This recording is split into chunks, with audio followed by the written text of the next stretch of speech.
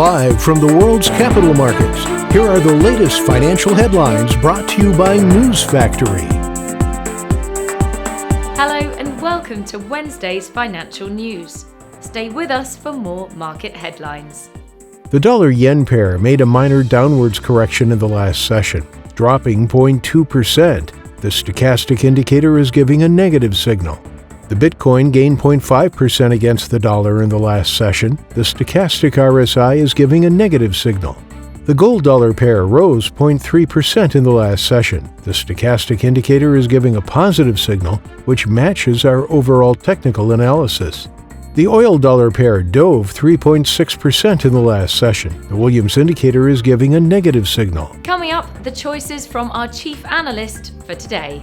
Goldman Sachs said the collapse of OPEC Plus's oil output talks has introduced uncertainty into the group's production path, while maintaining its price target for this summer and gradual increase in output early next year.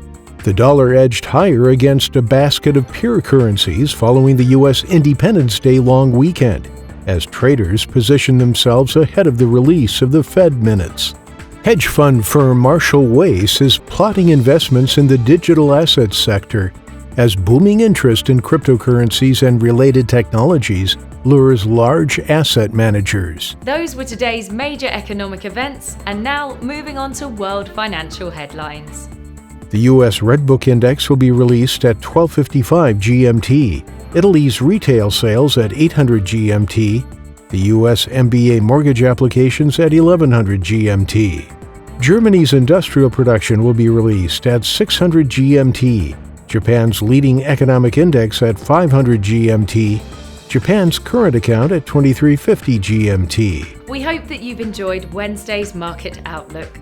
On behalf of all of us here, we wish you a productive trading day. Be sure to join us tomorrow morning for the latest news and events from the financial markets.